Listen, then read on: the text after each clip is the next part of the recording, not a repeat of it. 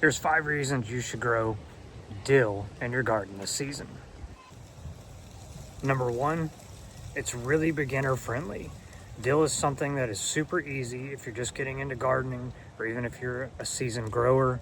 You can plant it, it'll grow most of the times of year. It'll thrive in the cool weather, and it'll grow really well early in the spring. And it can struggle a little bit in the heat, but if you grow it under maybe some filtered light, protect it from a little bit of that hot afternoon sun, we've had it be very successful all summer long and year round at this point. This guy is from last spring. It doesn't require a lot of constant care, doesn't really need a lot of fertilizer. We typically don't water it super often. It does pretty well with just the constant rains that we get in the spring season. And it makes it just really easy as an entry-level plant to grow that's outside of your normal vegetables and flowers. Number 2 on our list is that it helps us create a diverse ecosystem. It is a powerhouse when it comes to actually attracting pollinators, beneficial predators, ladybugs. So it's something that helps us bring in a wide array of insects and other things into the environment that will help deter or take care of pest problems.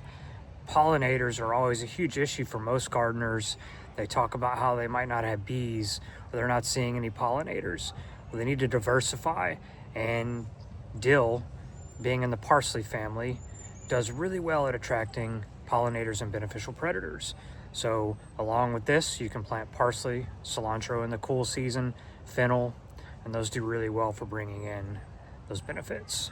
And when it comes to pollinators, dill is also the plant that the black swallowtail butterfly goes to lay larvae, and then those caterpillars are going to eat, and they're going to become swallowtail butterflies. You'll typically see the yellow and green and black striped caterpillars on here, really unique patterned caterpillar, and they always are going to go for this dill. But they're a great pollinator, and it's one that we want to have this host plant for in the garden at all times. Number 3, it's a powerhouse in the kitchen as well. It's one of the few herbs that you can actually harvest the leaves, and if you wait for it to flower and go to seed, you can use the seed for something completely different in the kitchen. It's great for egg dishes, fish, maybe making homemade ranch or relishes. It's also obviously really good for making dill pickles. Number 4, it's really resilient. Not only does it tend to thrive in our climate in Southeast Texas and come back, this plant survived not even being covered during the last several cold snaps and freezes. And it did die back some, but it came back very quickly with new growth and is already filling out very well.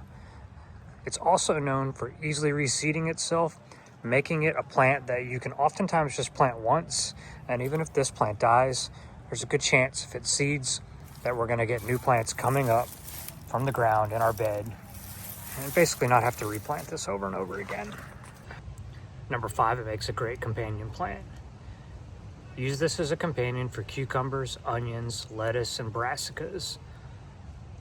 But you do want to avoid planting it near carrots.